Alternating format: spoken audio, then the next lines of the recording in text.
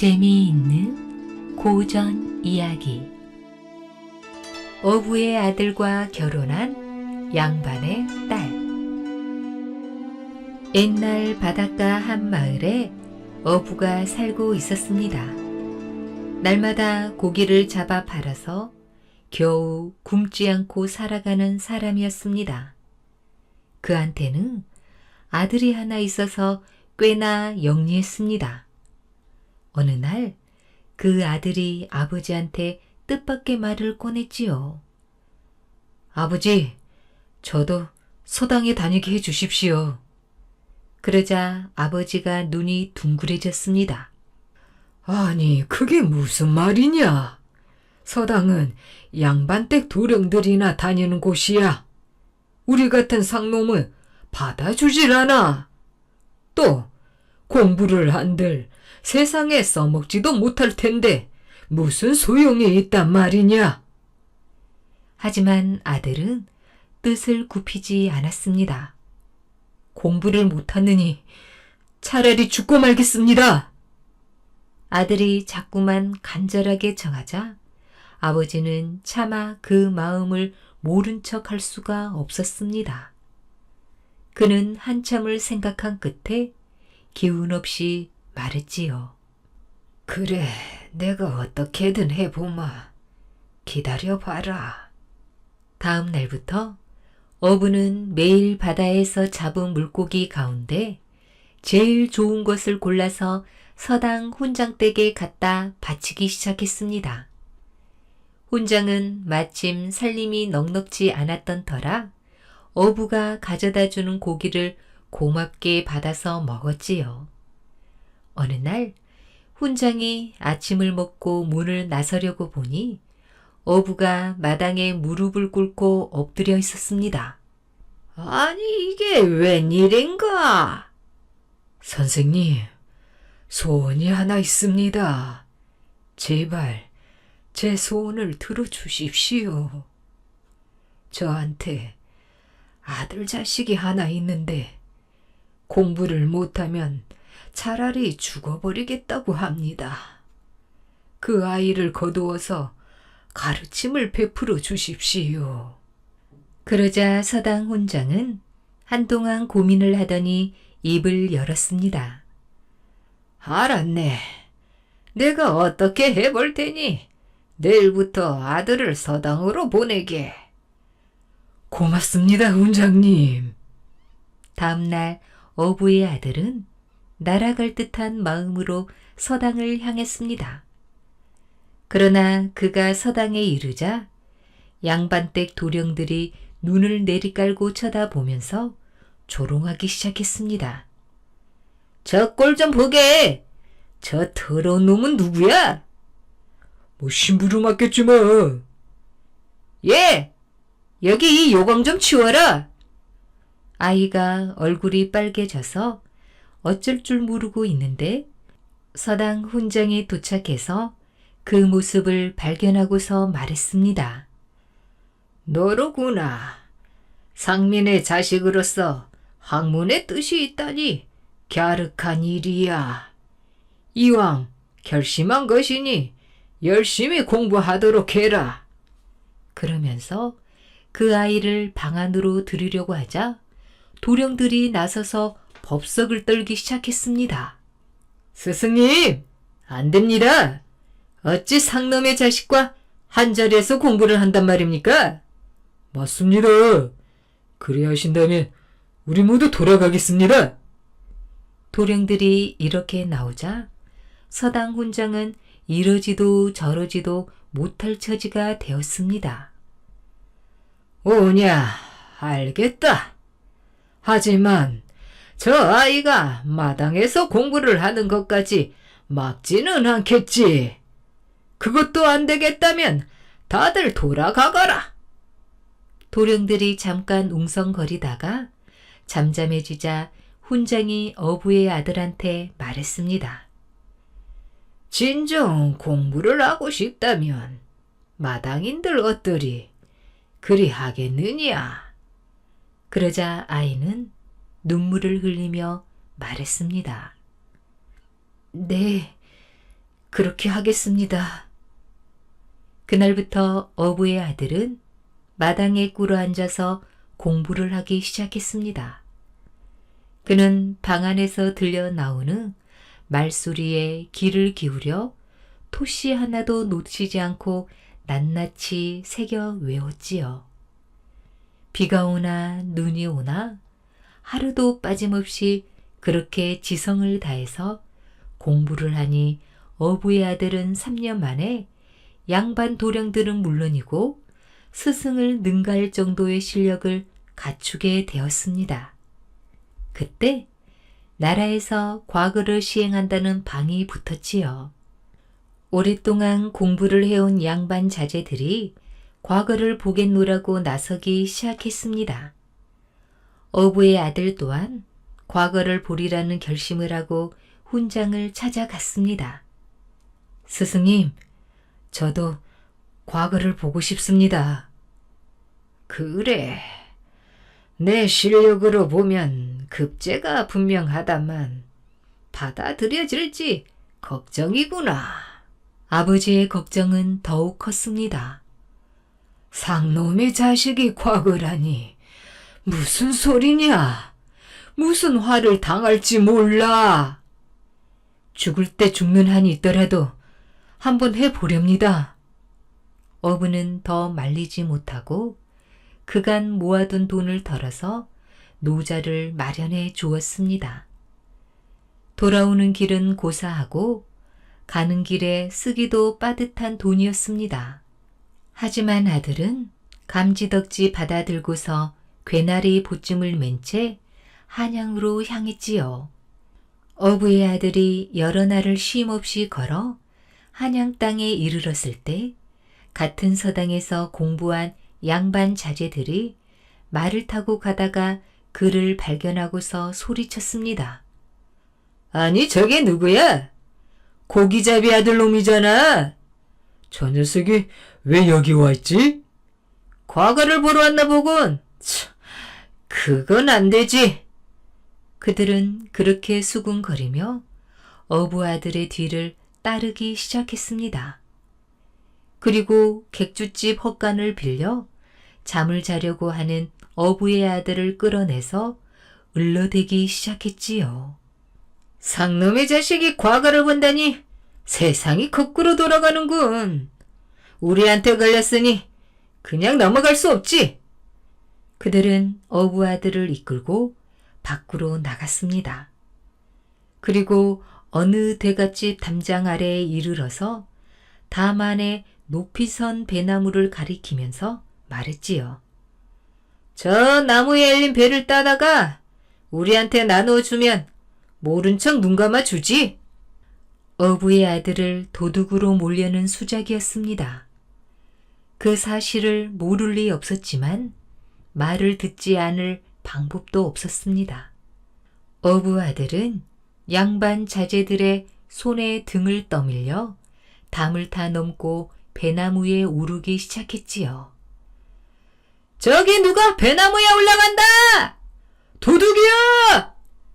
양반 자제들은 담장 안에다 이렇게 소리를 지고서 후다닥 도망가 버렸습니다. 그 대갓집은 나라에서 큰 벼슬을 하고 있는 정대감의 집이었지요.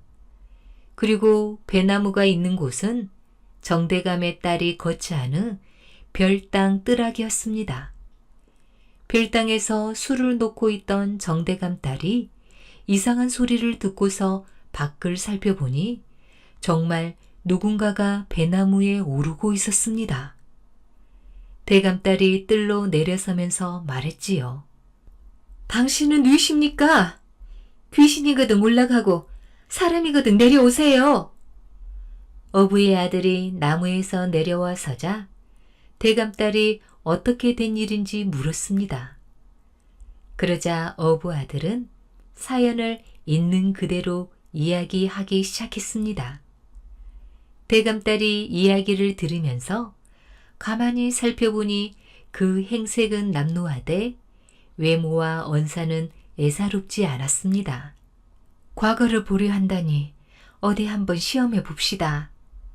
대감딸은 어부의 아들을 방으로 인도해서 붓과 종이를 내놓은 다음 시제와 운자를 불러주고 시를 지어보라고 했습니다. 그러자 어부 아들은 오래지 않아 한 편의 시를 이루었습니다. 대감딸이 보니 거의 고칠 데가 없는 훌륭한 작품이었지요. 훌륭하셔요. 한두 군데 말고는 흠잡을 데가 없습니다. 이만하면 장원급제도 가능하겠어요. 정대감 딸은 두어 군데 글자를 짚어주고 나서 어부 아들한테 말했습니다. 실력이 있다 한들 그런 행색으로 어찌 시험장에 들어가겠습니까? 그러곤 자리에서 일어나서 옷장을 열더니 선비의 의관을 한번 꺼내주면서 갈아입도록 했습니다. 어부의 아들이 옷을 갈아입고 보니 천하에 비할 바 없는 훌륭한 선비였습니다. 대감딸은 미소를 지으며 옆에 놓인 상자에서 무언가 먹을 것을 꺼내 주었습니다. 과일도 같고 경단도 같은데 입에 넣어 보니 꿀처럼 사르르 녹았습니다. 밤이 늦어지자 어부의 아들이 하직 인사를 했지요. 정말 고마웠어요. 이 은혜 잊지 않겠습니다. 인연이 있으면 또 만나겠지요. 어부 아들은 그 길로 양반 자제들이 묵고 있는 객주집으로 돌아왔습니다. 양반 자제들이 어부 아들을 보고 깜짝 놀랐습니다. 그래, 배는 따 왔느냐? 올라가 보니 배 대신 이런 게 있더군요.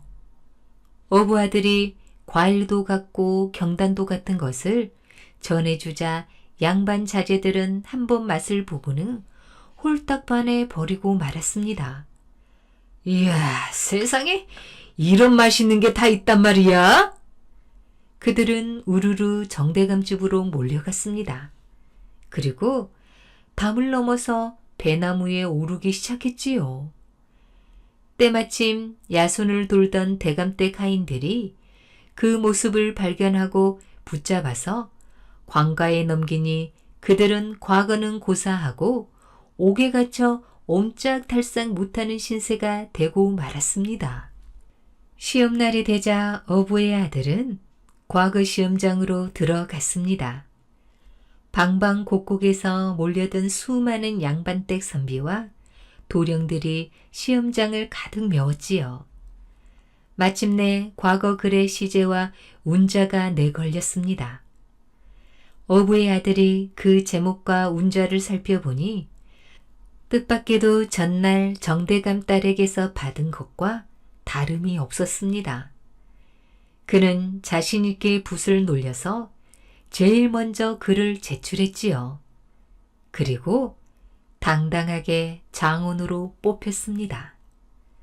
시골에서 올라온 젊은 도령이 장원급제를 하자 새로운 인재가 났다고 대골이 들썩거렸습니다. 정승 판서들이 서로 사위를 삼으려고 하였습니다. 그런 가운데 대감 하나가 제일 먼저 그 사람을 점 찍어서 사양할 틈도 주지 않고 곧바로 사위로 정하고 말았지요. 그리고 딸과의 혼례를 서둘렀습니다. 그가 어쩌지 못하고 혼인을 치르고 보니 색시는 다른 사람이 아니라 전날 담을 넘어가서 만났던 그 처녀였습니다. 두 사람은 깜짝 놀라서 손을 맞잡았습니다.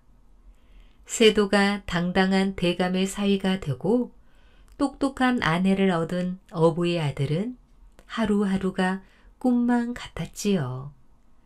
하지만 시골에서 자신을 기다리고 있을 부모님을 생각하면 가슴이 답답했습니다. 모시고 오기는 해야 할 텐데 뒷일을 어떻게 감당할지 막막하기만 했지요. 그는 고민 끝에 스승께 편지를 썼습니다. 한양으로 와서 어디어디로 찾아오라는 소식을 부친한테 전해달라는 사연이었습니다. 그 무렵 어부 뇌에는 아들을 한양으로 보내놓고 노심초사하고 있었지요. 과거를 보고 돌아올 때가 훨씬 지났는데도 소식이 없자 불안한 마음으로 나날을 보내는 중이었습니다. 아휴, 우리 자식은 죽었는가 살았는가 보내지를 말고 붙잡았어야 하는데. 그때 서당 훈장이 은밀히 어부를 불러서 안부를 묻더니 꿈에도 그리던 아들의 소식을 전해 주었습니다. 아들을 만나려거든 한양에 올라가 이 주소를 찾아가 보게나. 어부는 그 길로 아들이 좋아하는 메밀떡을 한아름에서 짊어지고는 한양을 향해 길을 떠났습니다. 천신만고 끝에 한양에 도착한 어부는 물어물어 서당 훈장한테 받은 주소지를 찾아갔지요. 겨우 집을 찾고 보니 담장이 두 길이나 되고 소슬대 문이 으리으리한 대갓집이었습니다. 어부는 감히 주인을 찾을 엄두를 내지 못하고 문 앞에서 이리저리 서성대고 있었지요. 그러자 그 집 하인들이 어부를 덜컥 붙잡아다가 헛간 속에 집어넣고 철컥 문을 닫아 걸고 말았습니다. 어부는 꼼짝없이 갇힌 신세가 되었지요. 그날 밤 헛간에 갇힌 어부가 앉은 채로 꾸벅꾸벅 졸고 있는데 헛간 빗장이 스르르 열리더니 누가 살짝 문을 열고서 안으로 들어왔습니다. 그러더니 황급해하는 어부한테 큰절을 올리는 것이었습니다.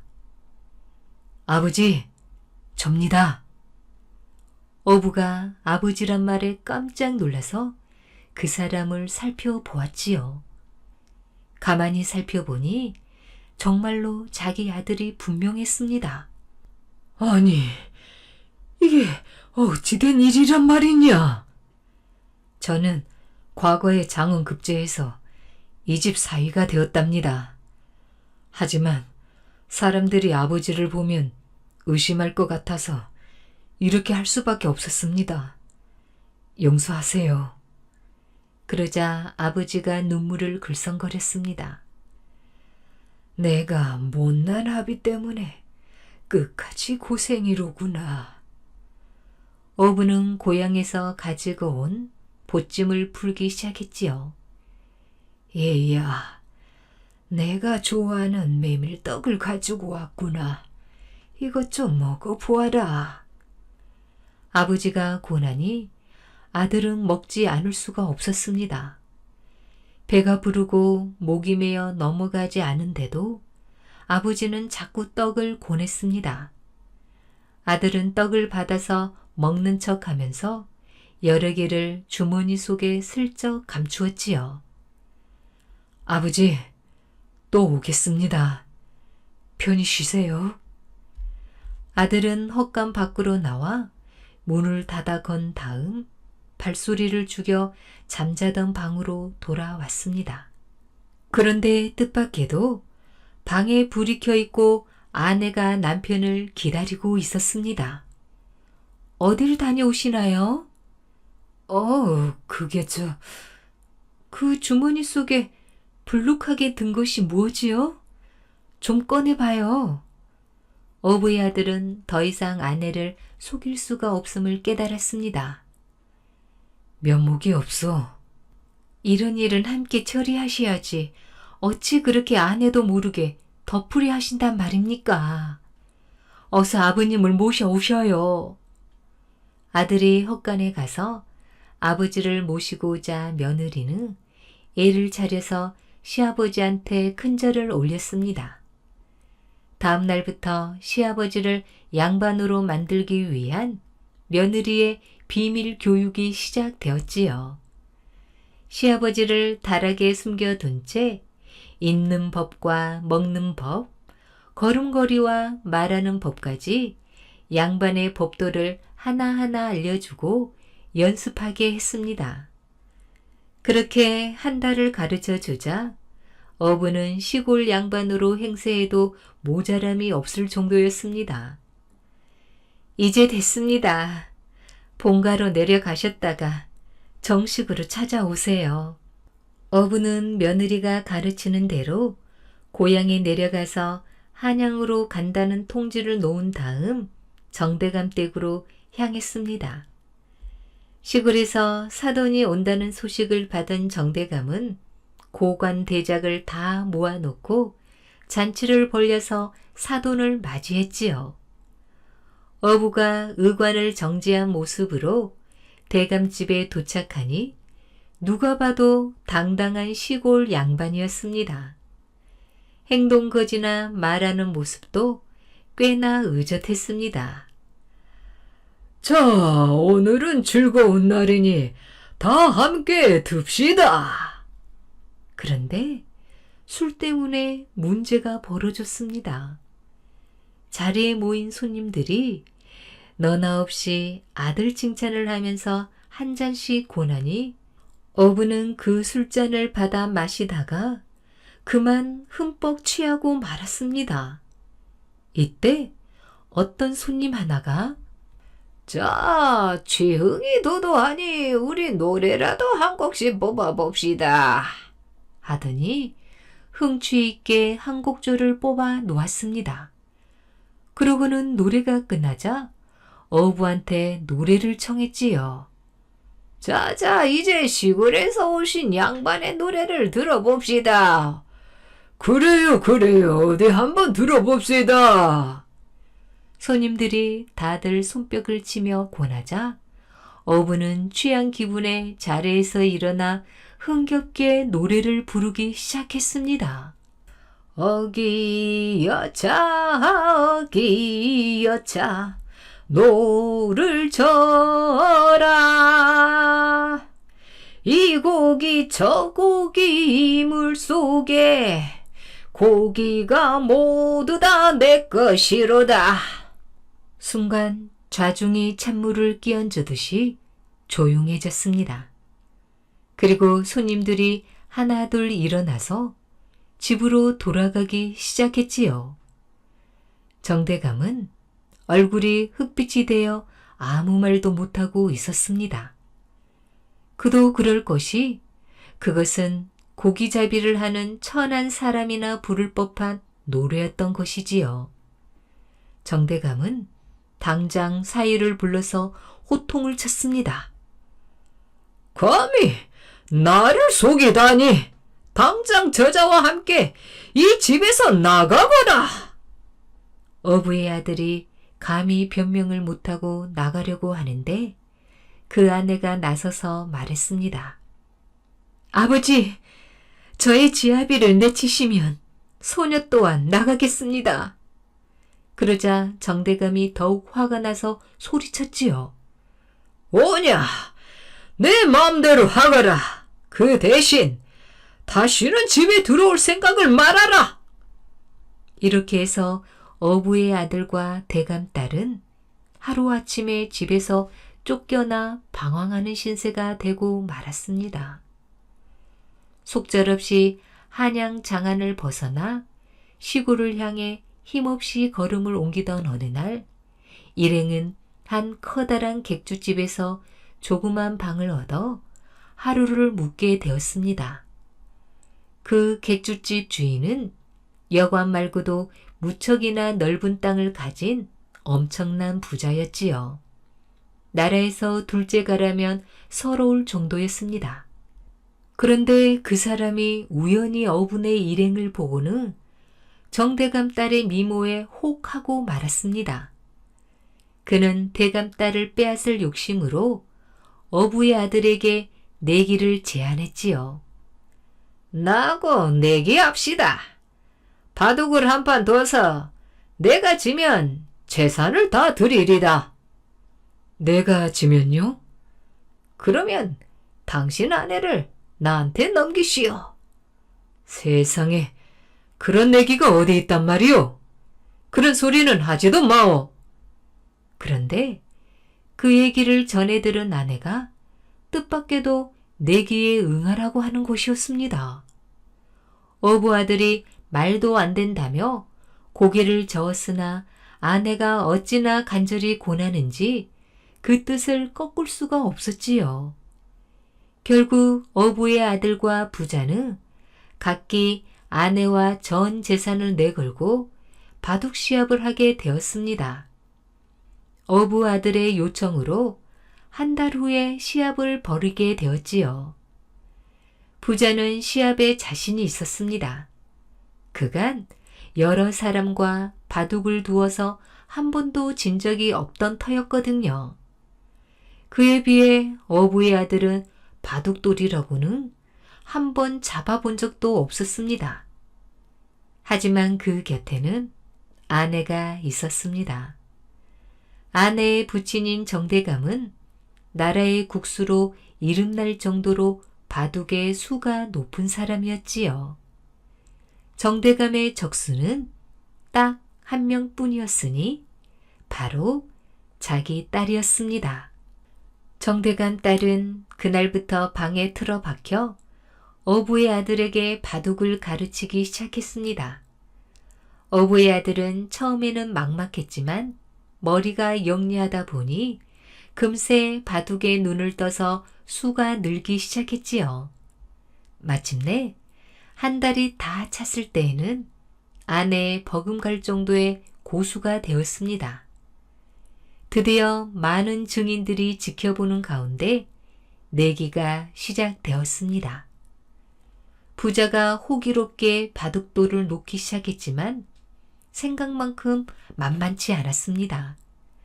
깜짝 놀라서 정신을 차렸을 때는 이미 판이 기운 뒤였지요. 어부의 아들은 보기 좋게 부자를 물리쳐 부자의 재산을 차지하게 되었습니다. 앞으로는 이런 터무니없는 내길랑은 할 생각을 마오. 어부의 아들은 이렇게 말하며 부자의 재산을 절반만 받았습니다. 그것만 가지고도 나라에서 알아주는 부자로 행세하기 충분했거든요. 부자가 된 어분의 가족은 대감딸의 권유로 산 좋고 물 좋은 고을에 너른 집터를 구해서 99칸 너른 집을 지었습니다. 그리고 집안에 웬만한 저수지보다 더 커다란 연못을 팠습니다. 연못 속에는 갖가지 물고기를 풀어 넣어 살게 하고 물 위에는 배를 띄웠지요. 연못 옆에는 누각을 멋들어지게 지었습니다. 그래 놓고서 대감딸은 친정집에 편지를 띄웠습니다. 꼭 한번 자기 집으로 놀러와서 지난날의 오해를 풀라는 내용이었지요.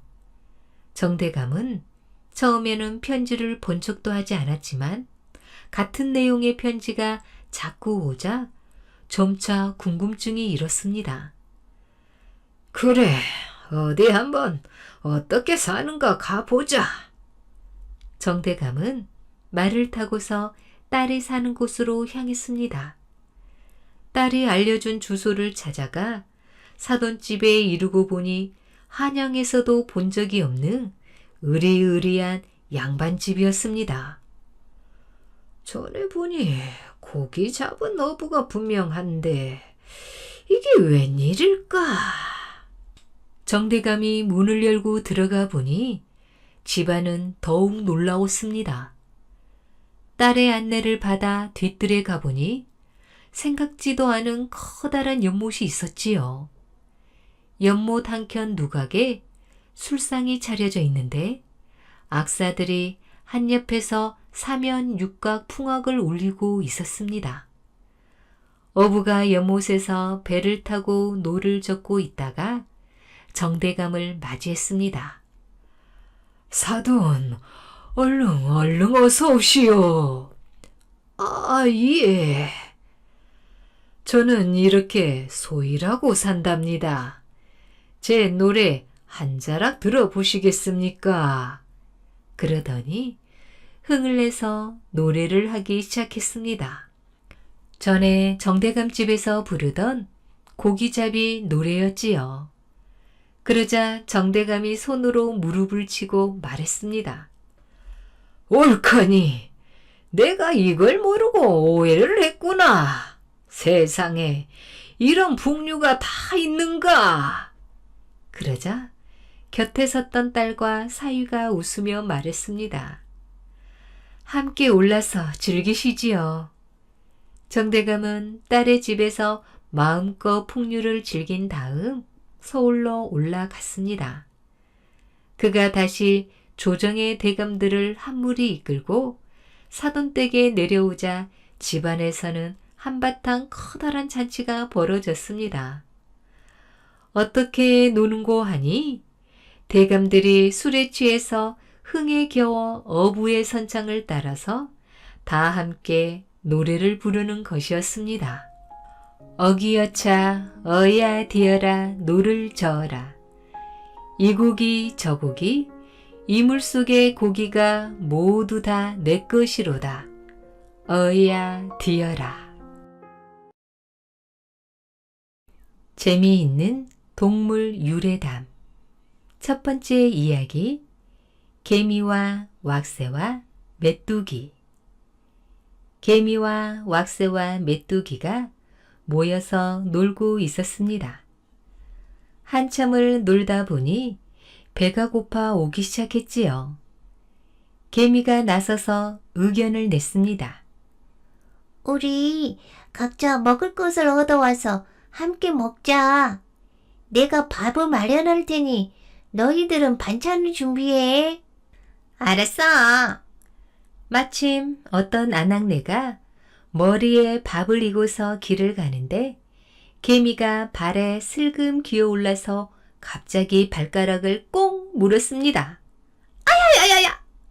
아낙이 깜짝 놀라 몸을 기우뚱하니 이고 있던 밥그릇이 떨어져 밥이 땅에 쏟아지고 말았습니다. 개미는 그 밥을 주워서 유유히 약속 장소로 돌아왔지요. 개미가 왁새와 메뚜기를 기다리고 있는데 좀처럼 오지 않았습니다. 한참이 지나서야 왁새가 혼자서 입에 붕어를 물고 나타났지요. 메뚜기는 어쩌고? 글쎄, 함께 물고기를 잡는 참인데 물속으로 쏙 들어가더니 나오질 않아. 한참 기다리다 물고기가 물에 뜨길래 그냥 물어왔어. 그냥 우리끼리 먹자고. 그러면서 개미와 왁새가 붕어의 배를 가르니 메뚜기가 어우, 덥다 더워. 하고 머리를 뒤로 쓰다듬으면서 툭 튀어나왔습니다. 이 붕어는 내가 잡은 거 맞지? 그 말에 왁새가 토라져서 입을 삐죽 내밀었지요. 그게 내가 잡은 거지. 어째 내가 잡은 거냐? 둘은 서로 자기가 붕어를 잡았다고 옥신각신 하기 시작했습니다. 이때 메뚜기가 이마를 자꾸 쓰다듬어서 이마가 뒤로 훌떡 벗겨지고 왁새는 입술을 쭉 내빼는 바람에 입이 삐죽해졌다고 합니다. 그리고 둘이 그런 이상한 모습을 다투는 것을 본 개미가 허리를 잡고서 얼마나 웃었던지 그때부터 허리가 잘록해졌다고 합니다. 두 번째 이야기, 개와 원숭이. 서로 친구지간인 원숭이와 개가 함께 길을 가다가 개는 떡을 줍고 원숭이는 감시를 주었습니다. 떡이 탐난 원숭이가 개한테 사탕 발림을 했습니다. 이 감씨를 땅에 심으면 나무가 솟아나서 맛있는 감을 실컷 먹는단다. 그러자 개는 원숭이더러 감씨를 떡과 바꾸자고 하였지요. 원숭이는 떡을 받아 들자마자 얼른 나무를 타고 위로 올라갔습니다. 이 바보야, 지금 감씨를 심어서 언제 따먹냐? 5, 6년은 지나야 할걸? 개는 그제서야 속은 줄을 알고 분이 났으나 나무에 올라갈 도리가 없었지요. 개는 지나가는 말처럼 한마디를 던졌습니다. 바보, 떡은 삭은 가지에 매달아 놓고 먹으면 더 맛있다던데? 그러자 원숭이는 얼른 삭은 가지에 떡을 매달았지요. 그때 휘잉 바람이 불자 삭은 가지가 똑 부러지며 떡이 땅에 떨어지고 말았습니다. 이때 떡이 하필 개의 등짝에 툭 떨어지는 바람에 개의 등이 납작해졌지요. 개는 아픈 것을 참고서 얼른 떡을 집어들고 돌틈으로 기어 들어갔지요. 원숭이가 나무에서 내려와 쫓아갔으나 좁은 돌틈으로 들어갈 수가 없었습니다. 개가 혼자서 야금야금 떡을 먹으니 화가 난 원숭이가 에이, 이거나 먹어라. 하면서 돌틈으로 엉덩이를 대고 방귀를 뽕 뀌었습니다. 화가 난 개가 집게발로 원숭이 엉덩이를 꽉 집으니 원숭이가 깜짝 놀라서 폴짝폴짝 뛰면서 도망갔지요. 이때 원숭이 살점이 개 발에가 붙어 지금도 개의 집게발에는 털이 송송 나 있습니다. 그리고 원숭이 엉덩이는 이때 개한테 살점을 뜯긴 탓으로 여지껏 털이 없이 빨갛기만 하다고 합니다. 세 번째 이야기, 꿩과 쥐. 산골에 꿩이 한 쌍 살고 있었습니다. 가을 내에 놀다가 겨울이 찾아오니 먹을 것이 없었지요. 먹을 것을 구하러 여기저기 다니다 보니 참새 한 마리가 쥐구멍에다 대고 뭐라고 말을 하고 있었습니다. 서생원, 큰서방님, 저한테 먹을 것 좀 주세요. 그러자 쥐가 알았네 하면서 구멍 밖으로 먹을 것을 내주는 곳이었습니다. 멀리서 그 모습을 본 꿩이 쥐구멍에 다가갔는데 안에다 대고 뭐라 불러야 할지 알 수가 없었습니다. 마침 지나가는 토끼가 있기에 물으니 아무 일도 아닌 것처럼 대답했지요. 아, 그거야. 고양이 밥거리라고 하면 되지 뭐. 토끼가 깡총깡총 뛰어가자 꿩이 쥐구멍에 입을 대고서 말했지요. 이봐! 고양이 밥거리!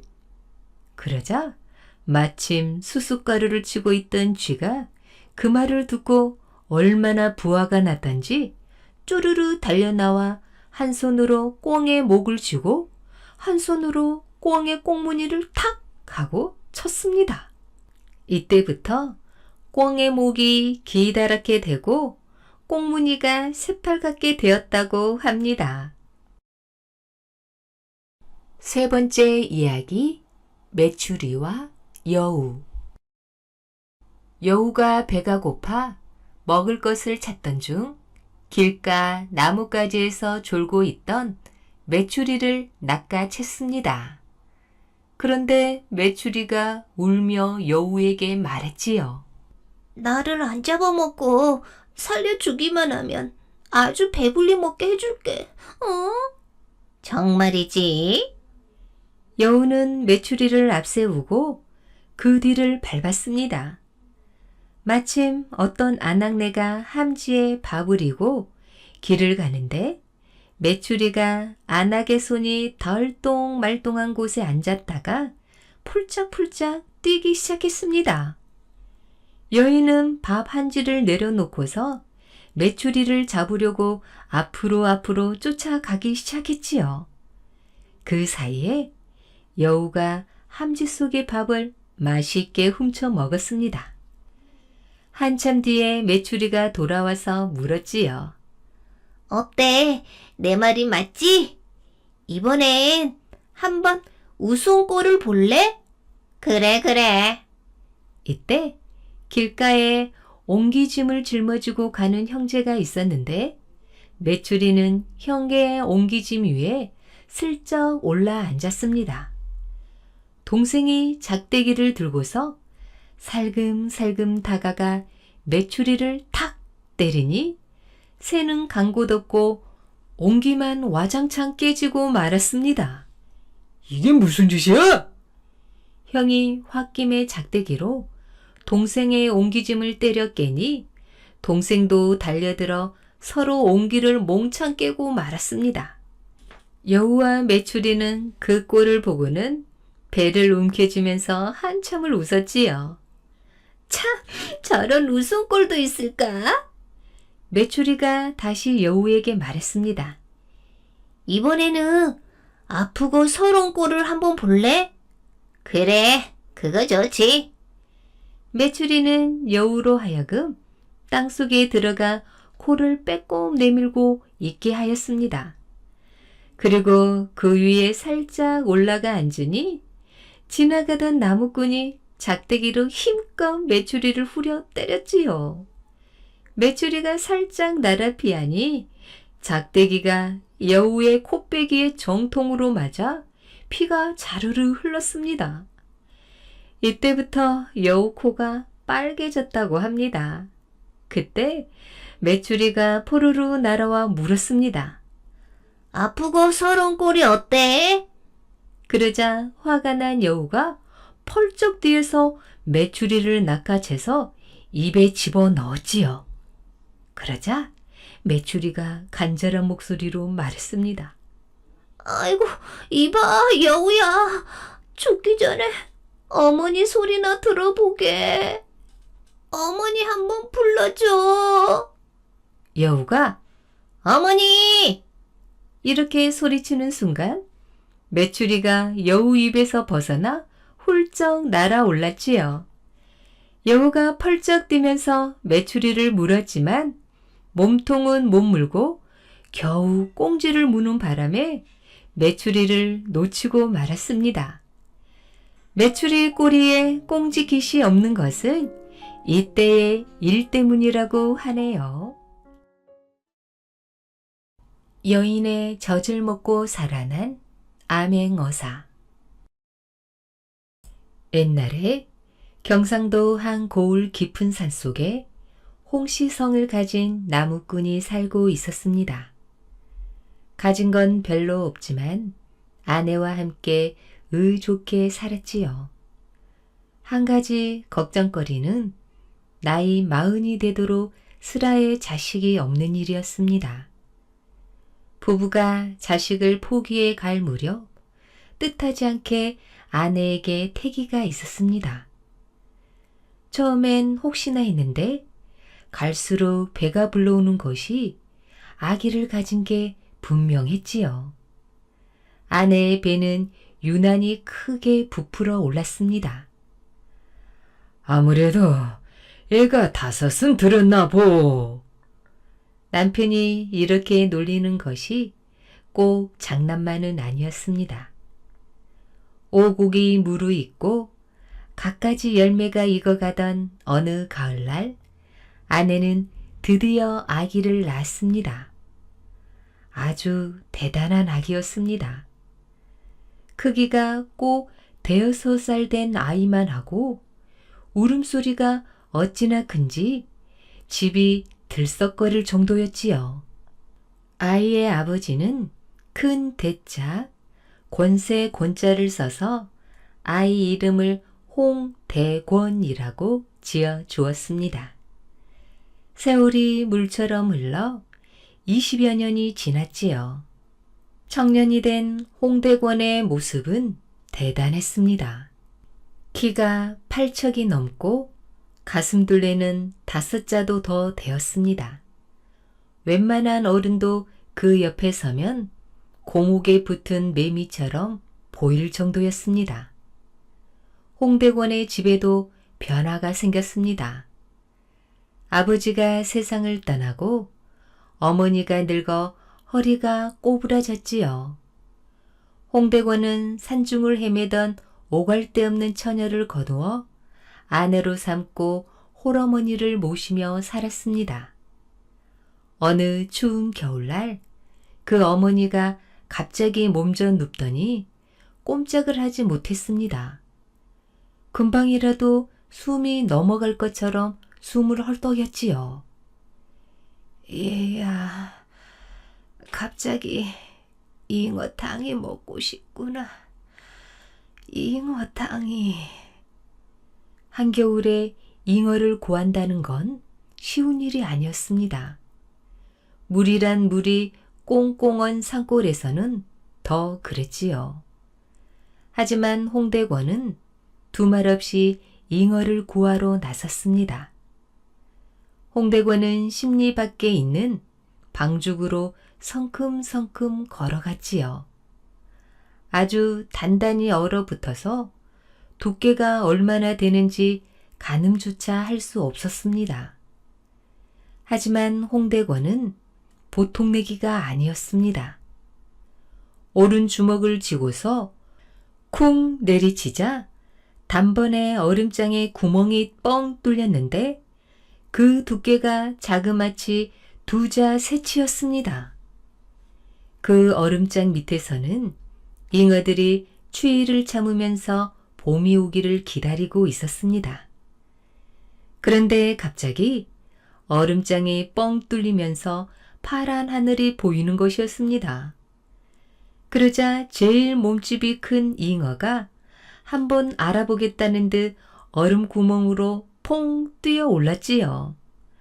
나보니 봄은커녕 한겨울이었습니다. 한데 이 잉어가 물로 들어간다는 것이 방향을 잘못 들어서 얼음판에 발딱 낮아빠지고 말았습니다.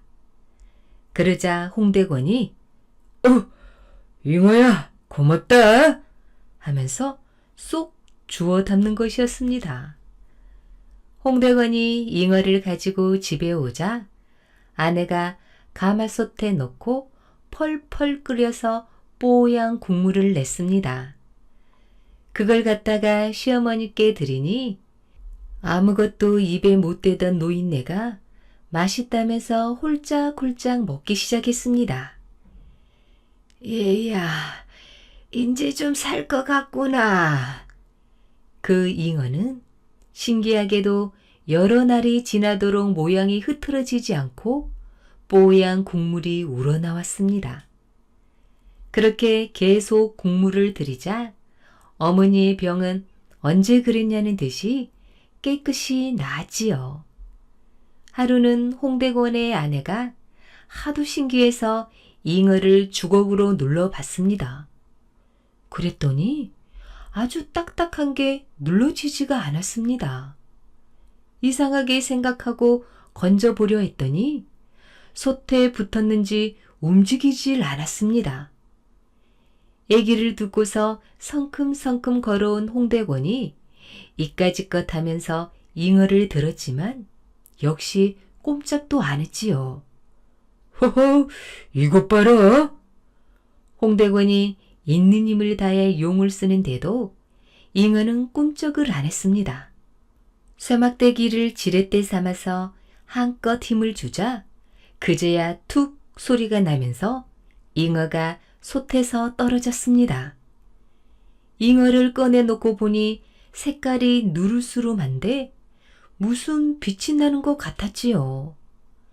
이상하다 싶어서 헝겊을 가져다 닦았더니 샛노란 빛깔이 드러나면서 반짝반짝 윤이 났습니다. 자세히 보니 어느새 잉어가 금덩어리로 변해 있었습니다. 오, 세상에. 그런데 이런 산골에서 이걸 어디다 쓰나? 나라님한테나 갖다 드리면 좋으련만.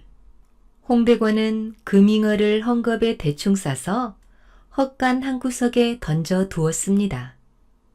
그 무렵 나라를 다스리던 임금은 백성들한테 관심이 많은 사람이었습니다. 기회만 되면 암행어사를 보내서 백성들 사는 모습을 살피게 했지요. 마침 윤시성을 가진 학자 하나가 임금의 총애를 받아서 암행어사로 발탁되었습니다. 경은 충청도, 경상도, 전라도를 두루 살피되 백성들을 괴롭히는 벼슬아치가 있거든 바로 봉고파직하고 나라를 짊어질 만한 인재를 보거든 신분의 고하를 막론하고 즉시 청거하라. 임금한테서 마패를 받은 윤어사는 노인 하나를 수행원으로 데리고 남대문을 나섰습니다. 그 노인은 이치에 밟고 무술에 능해서 어사가 길을 나설 때면 어김없이 따르는 사람이었습니다. 윤어사와 노인은 허름한 거지 옷을 입은 채 바람 따라 구름 따라 정처 없이 걸어 충청도를 걸쳐 문경세제 근처에 이르렀습니다. 경상도 문경 땅으로 가야겠는데 길을 물어볼 사람이 없었지요.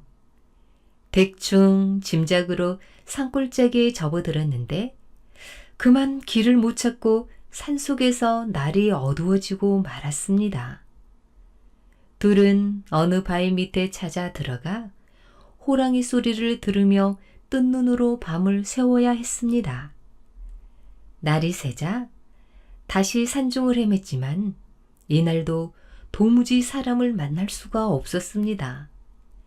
한나절을 온통 헤매고 난 뒤 겨우 먼 발치에 나무찜을 짊어진 사람이 가는 것을 발견했지요. 어사가 반가운 마음에 말을 묻는데 무심코 반말을 하고 말았습니다. 그러자 안악은 급히 옷매무새를 가다듬고 자리를 떴습니다. 그 모습을 보면서 어사가 노인한테 말했지요. 저 부인이 아니었으면 우리 둘 다 죽었을 거요. 어디 사는지 따라가 봅시다. 어사와 노인은 자리에서 일어나 안악이 내려간 쪽으로 서둘러 쫓아갔습니다. 노파와 여인이 가는 길을 뒤따라서 둔덕을 몇 개 넘으니 심심산중에 초가집이 대여섯 채 앉아있는 것이 보였습니다. 노파와 여인은 그중 맨 끝집으로 들어갔습니다. 어사와 노인은 그 뒤를 따라 들어가 뒷곁에 몸을 숨겼습니다. 그때 갑자기 산이 무너지는 소리가 나면서 땅이 흔들리기 시작했습니다. 지진인가 하고서 사방을 살펴보니 그게 아니었습니다. 어떤 나무꾼이 나무를 해서 짊어지고 내려오는데 그가 발을 디딜 때마다 땅이 울리는 것이었습니다. 팔척장신의 가슴이 떡 벌어진 사람? 바로 홍대권이었지요. 그 무지무지한 사람이 바로 어사가 숨어있는 집으로 쑥 들어와서 나무찜을 부리는데 나무찜 크기가 집채만한 했습니다. 그때 노파가 방문을 열고 내다보더니 울음반 투정반으로 말을 했습니다. 에이구 얘야 큰일 났다. 무슨 일인데요, 어머니? 글쎄 내 처 말이다. 내 처가 글쎄 산속에 웬 거지 둘이 쓰러져 있는데 그 사람네들한테 젖을짜 먹였단다. 이를 어쩐단 말이냐. 내가 부끄러워서 못 살겠어. 그러자 홍대권이 눈을 부릅뜨고 말했습니다. 그래요? 걱정 마세요, 어머니. 그까짓 거 때려 죽이고 다시 장가들지요, 뭐. 그 말에 뒷곁에 숨어서 동정을 살피던 두 사람의 눈이 휘둥그레졌습니다. 노인은 급히 품속에서 활을 꺼내 화살을 재고서 홍대권을 겨냥했지요. 만약 그 여자를 죽이려 하면 용서 없다. 그걸 아는지 모르는지 홍대권은 한 손에 물풀의 나무 작대기를 움켜쥔 채 다짜고짜 아내를 끌고서 건너방으로 들어갔습니다. 화를 진 노인은 여차하면 쉬이를 놓을 태세로 바짝 긴장해서 방 안 동정을 살폈지요. 그런데 방 안에서 이상한 일이 벌어졌습니다. 청년이 여자를 아랫목에 앉히더니 그 커다란 몸을 굽혀서 넙죽 큰절을 하는 곳이었습니다. 여보, 참 좋은 일을 했어. 연약한 여인의 몸으로 두 생명을 구했다니 참 장한 일을 했구려. 그러면서 뭐라고 하는고 하니 한데 어머니는 부끄럽다고 저렇게 야단을 하시니 자식된 도리로 어떡한단 말이요. 자, 내 말대로 합시다. 내가 이 작대기로 이불을 때릴 테니 당신은 죽는 소리를 하구려. 그러면 어머니가 마음이 좀 풀리실 거예요. 그러더니 홍대권은 막대기로 이불을 퍽퍽 후려 갈기기 시작했습니다. 그렇게 해서 안방에 들리남? 호되게 해야지. 아이고 서방님 잘못했습니다. 아이고 죽겠네. 한참을 그러던 홍대권은 방문을 박차고 나와서 물풀의 나무 작대기를 마당에다 훌떡 집어 던졌습니다. 어머니! 저녁이나 차려주세요. 그냥 때려 죽였습니다. 그러자 어머니가 그만 야단이 났습니다. 야 이놈아, 내 처가 어떻게 만난 여자냐. 내가 언제 때려 죽이라고 했어. 그저 부끄럽다고 그랬지. 시어머니는 서둘러 건너방으로 가서 문을 열었습니다. 아이고 얘가 죽었네. 아가. 그러자 며느리가 눈을 뜨면서 바스스 일어나 앉았습니다. 어머니세요? 그러자 어머니가 그만 좋아서 얼굴이 환해졌습니다. 그래, 안 죽고 살았구나. 저 무지한 놈이 너를 얼마나 두들겼냐. 때리는 소리가 안방까지 들렸어. 그 모습을 몰래 지켜보고 있던 암행어사가 무릎을 쳤습니다. 그 아내, 그 남편이로다. 그야말로 인물이야. 암행어사는 마음이 바빠졌습니다. 그간 임금님께 청구할 만한 인재를 찾지 못했던 터에 이제야 만난 것입니다. 어사는 길을 찾아 읍내로 나온 다음 홍대곤에 얽힌 사연을 적어서 임금님께 올리는 상소문을 만들었습니다. 그리고 고을원에게 청하여 상소문을 급히 한양으로 올려 보냈지요. 이제나 저제나 좋은 소식을 기다리던 임금은 상소문을 받고 크게 기뻐하여 당장 그 나무꾼을 한양으로 불러오리라는 어명을 내렸습니다. 난데없이 어명을 받고 대궐로 가게 된 홍대권은 헝겊에 싸서 헛간에 처박아 두었던 금링어를 두고 길을 나섰습니다. 홍대권을 데리러 온 사령들이 그게 뭔지 한번 살펴보겠다고 받아들었다가 그만 애꿎은 발가락만 결단나고 말았습니다. 드디어 한양에 당도한 홍대권이 대궐뜰 앞에 엎드렸습니다. 만조 백관이 두 줄로 늘어서 나피었지요. 금관 조복을 입은 임금이 높은 용상 위에서 홍대권을 내려다 보았습니다. 저 백성이 윤어사가 말하던 나무꾼이란 말이냐? 큰 그릇에 담기는 것도 많다더니 몸집하면 대단하구나. 여봐라, 내 이름이 무엇이냐? 그런데 홍대권이 두꺼비처럼 엎드려서는 아무 대꾸를 하지 않는 것이었습니다. 여봐라, 내 아무리 나무꾼이라 할지언정 성명이 있을 게 아니냐. 성명을 대라. 그래도 계속 대답이 없자 관리 하나가 다가왔습니다. 이놈아, 어전이여, 얼른 얘기해요. 안 하면 목이 떨어져 이거사. 그러자 엎드려 있던 홍대권이 할 수 없이 입을 열어서 아래요! 하는데 그 소리가 얼마나 컸던지 경복궁 대궐 기와장이 들뜨고 소나무에 달렸던 솔방울이 후두둑 떨어질 정도였습니다.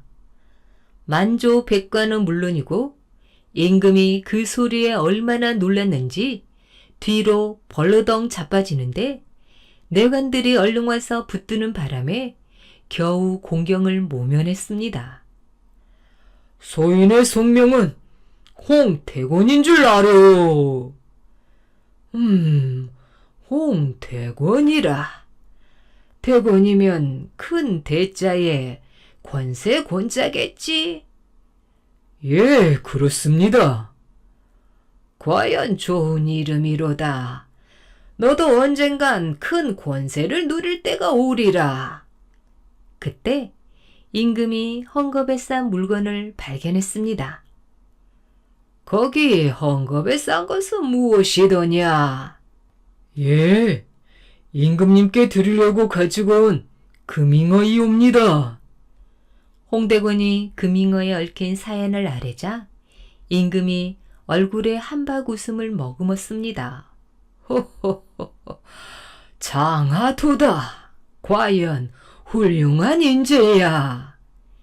임금이 다시 정색을 하면서 말했습니다. 여봐라 홍대권, 내가 그대에게 벼슬을 내릴까 하는데 혹시 글을 배운 적이 있는지 아뢰어라.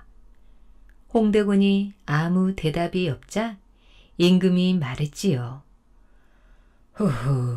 글을 배웠으면 좋은 벼슬을 내릴 텐데 안 됐구나.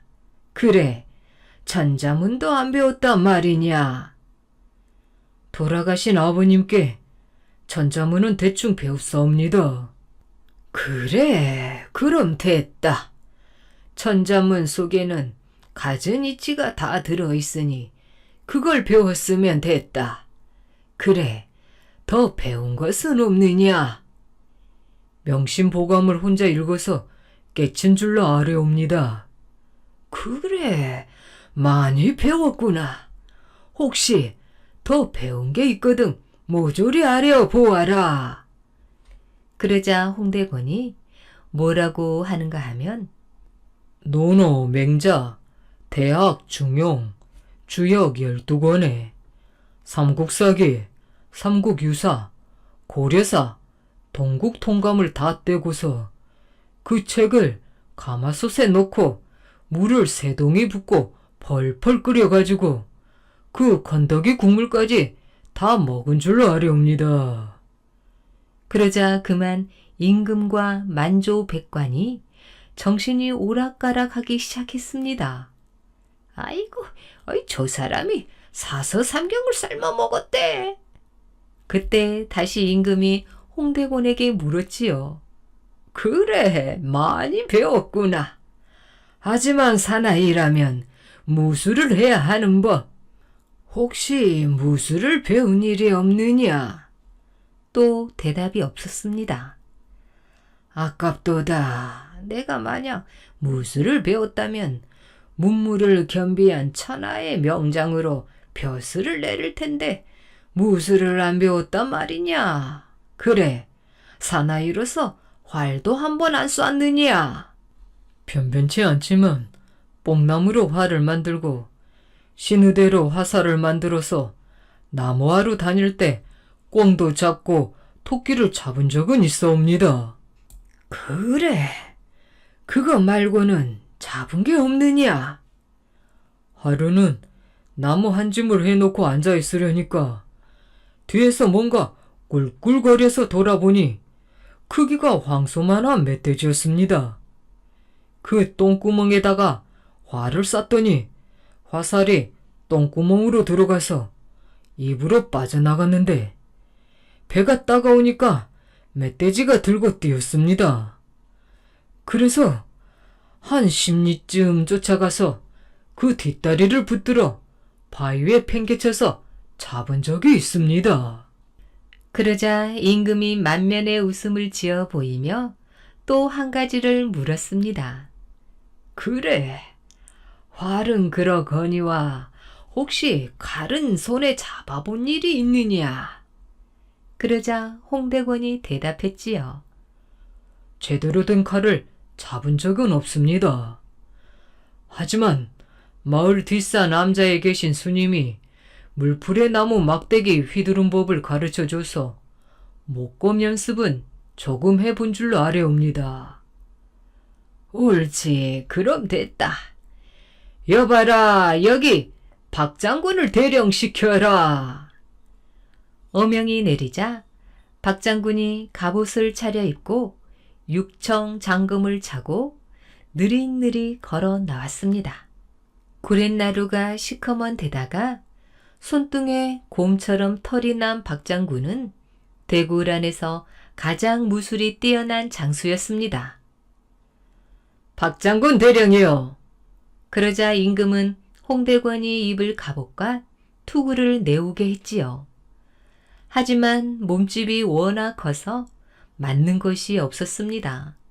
홍대권은 맨몸으로 박 장군과 맞설 수밖에 없었습니다. 임금의 명령으로 두 사람의 대련이 시작되었습니다.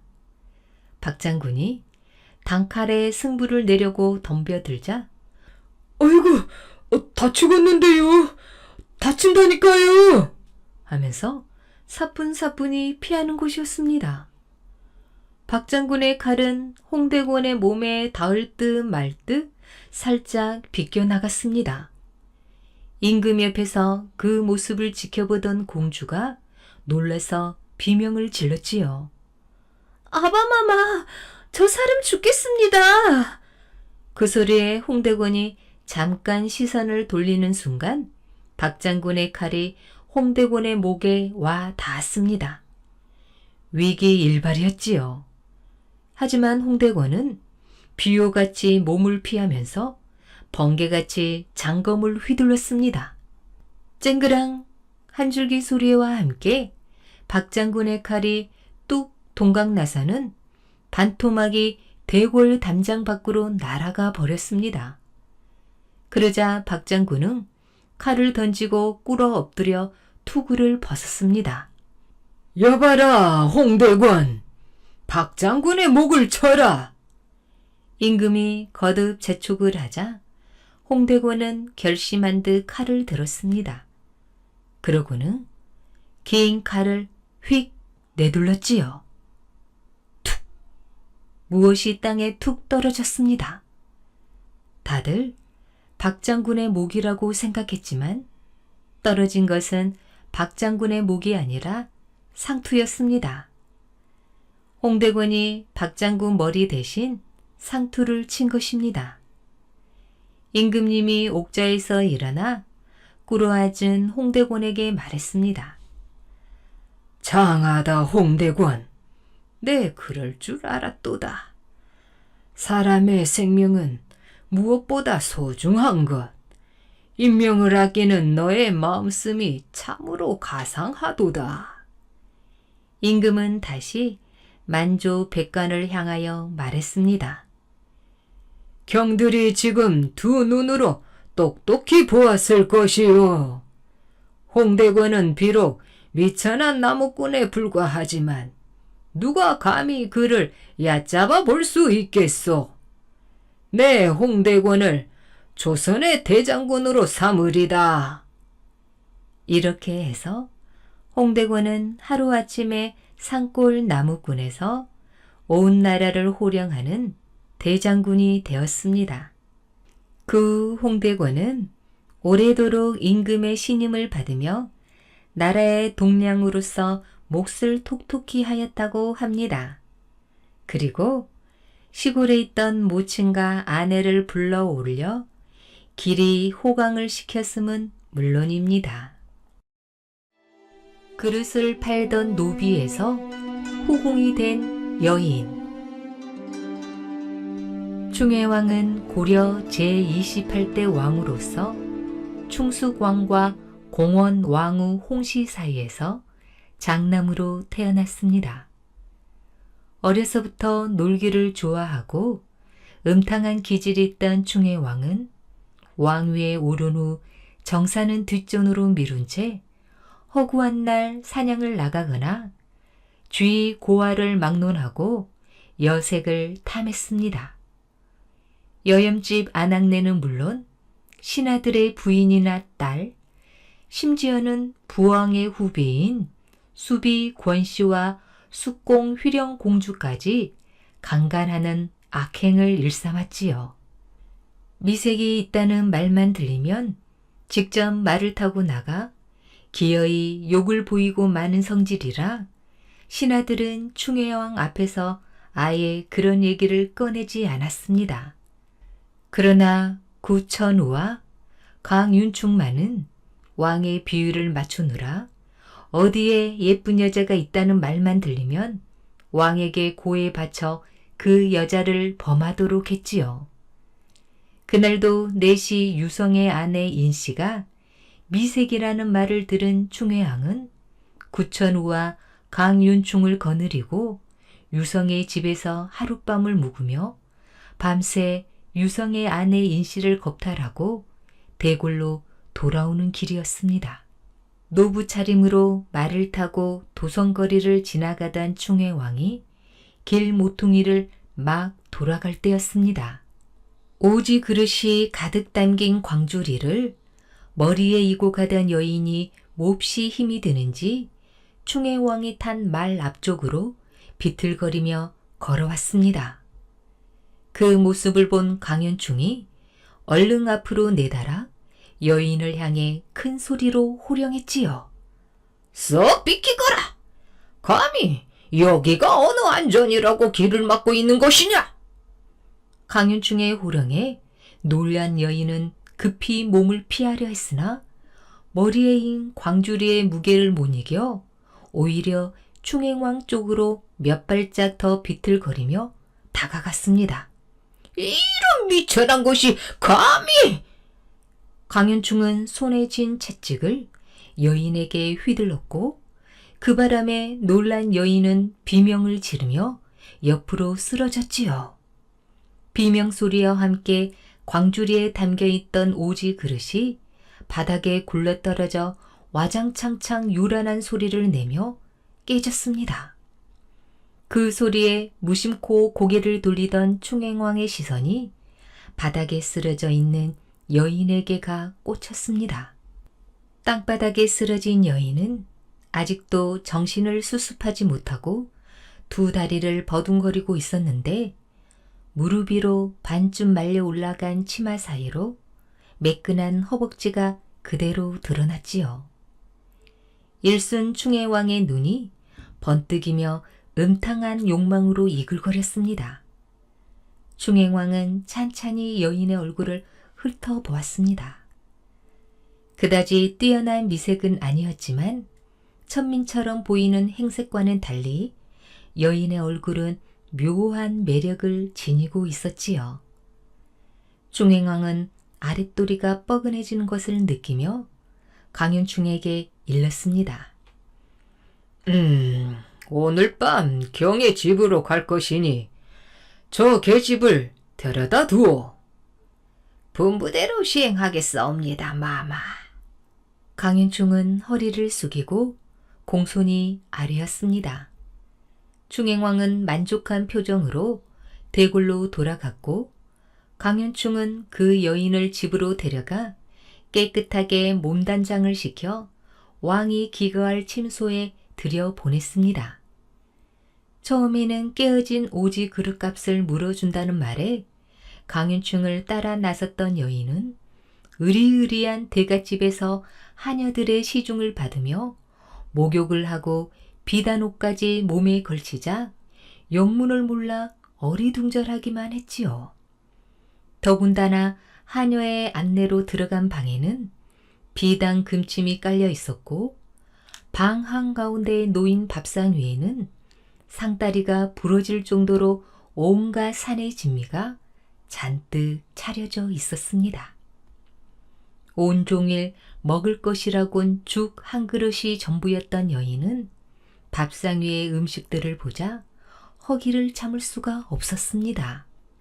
뱃속에서는 지금 당장 먹을 것을 달라고 아우성이었지만 함부로 음식을 손에 대었다가는 무슨 일을 당할지 몰라 줄임배를 움켜쥐고 방구석에 가만히 앉아 있었지요. 여인이 눈앞에 놓인 음식을 보며 주체하기 힘든 식욕을 간신히 참고 있는데 방문이 열리며 낮에 보았던 남자가 방으로 들어섰습니다. 여인은 어떨결에 자리에서 일어나 고개를 숙였습니다.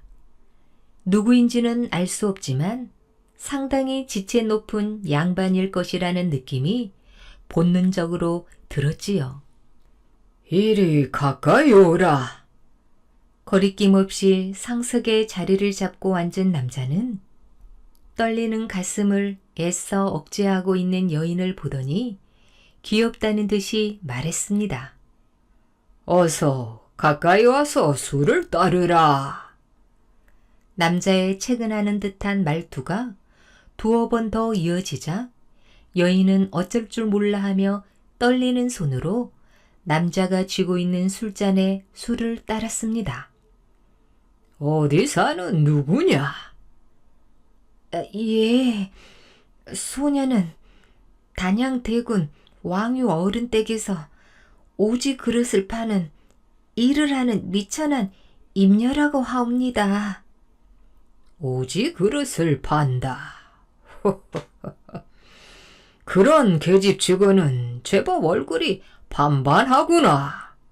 술을 연거푸 몇 잔 들이켠 남자는 은근한 눈길을 보내며 말했습니다. 내가 누군지를 알고 있느냐? 이리 오너라. 내가 그럼 가르쳐 줄 테니. 남자는 순간적으로 여인의 허리를 끌어당겼습니다. 훅 하니 끼쳐오는 술래와 더불어 여인의 귓전에 뜨거운 입김이 아련히 파고들었지요. 잘 들어라. 내가 이 나라의 주인이니라. 내가 이 나라의 임금이란 말이다. 여인은 남자의 그 말을 꿈결에서 전해지는 목소리처럼 희미하게 들으며 온몸으로 남자를 받아들였습니다. 꿈속에서 들은 말이 아니라면 지금 내 곁에 누워 계신 분은 상간마마가 분명하다. 그렇다면 나는 앞으로 어찌 되는가? 여인이 한쪽 손으로 지그시 가슴을 누르며 흥분을 가라앉히려는데 남자의 손이 조용히 여인의 어깨를 비단 이불처럼 감아들였습니다. 임녀라 했느냐? 예, 마마. 여인의 목소리는 마마 소리가 부끄러운 듯 조그만하게 들렸습니다. 고거 참 보통 계집이 아니로구나. 여인은 아이처럼 몸을 동그랗게 말며 남자의 품에 폭 안겼습니다. 그도 그럴 것이 지금껏 충해왕이 아는 여자들은 하나같이 수동적이기만 했습니다. 임금을 모신다는 두려움과 조심성도 있었지만 그보다는 여자가 색을 밝히면 음탕하다는 생각이 더 지배적이었던 시절이었기 때문입니다. 그랬기에 충해왕은 임녀의 적극적이고 능동적인 태도가 마음에 들었지요. 신음소리 한번 제대로 내지 못하는 여인들에 비해 임녀는 오히려 자신을 이끌어간다는 느낌마저 들었습니다. 얼마 후 충해왕은 임녀를 대궐로 불러들였지요. 임녀와의 잠자리 이후 다른 여인들과의 관계에서는 그다지 큰 만족감을 느끼지 못했기 때문입니다. 임녀는 하룻밤 사이에 오지 그릇을 팔러 다니는 일개의 미천한 종의 신분에서 임금을 모시는 후궁의 반열에 드는 행운을 붙잡았습니다. 당시 충행왕에게는 정실인 덕령공주를 비롯하여 희비 윤씨 외에도 여러 후궁들이 있었으나 충행왕은 개중 임녀의 처소에 출입하는 것이 잦았습니다. 그렇다고 해서 충행왕의 음욕이 전과 달라진 것은 아니었지요. 왕은 여전히 여색을 찾아 궐박 출입이 잦았으며 그렇게 한번 나가면 며칠씩 궐을 비우는 경우도 허다했습니다. 충혜왕은 희대의 페루나로도 역사에 오점을 남겼는데 1339년 5월에는 연회를 핑계 삼아 마련한 술자리가 끝나자 술에 취한 척하며 부왕의 후비인 수비 권씨의 처소로 뛰어들었습니다.